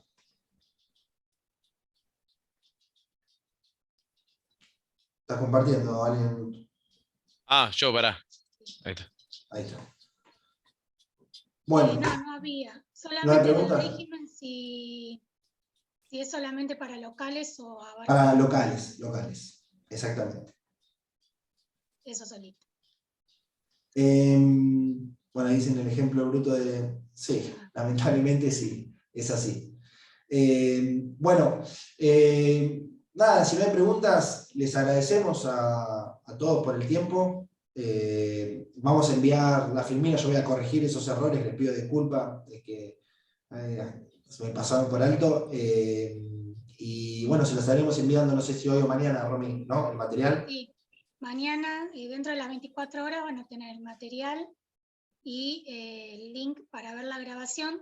Siempre les recordamos que está habilitada 15 días la grabación, así que vayan controlando porque el día 16 quieren entrar y no la pueden ver, así que vayan mirando, contando desde que la reciben, son 15 días para verla. Así que bueno, de parte del Círculo le agradecemos a Damián y a Matías, que han sido muy claros, la verdad que nos trajeron un buen repaso y algunas novedades, así que bueno, esperamos que el mes que viene ya... Sí, el mes que viene estamos con Sonia y no quiero quemarlo, pero puede ser que haya un invitado, digamos, del nivel de jerarquía de Sonia, digamos, un colega muy respetado, así que ojalá, así que no sé cuántas reuniones quedan el mes que viene seguro, y después ya entramos en terrenos del Mundial, que ahí se pone todo un poco medio peligroso. Ahí vamos a hacer análisis deportivos. Ahí Así llegamos que, a 4 horas, seguro. Y nada, bueno, esperamos contar con ustedes el mes siguiente, así que muchísimas gracias por estar, por su tiempo. Desde ya es un placer. Bueno, como dijo Dami, muchas gracias. Así que bueno, nos vemos la próxima entonces. Bueno, gracias a todos. Gracias. Chao, buenas noches.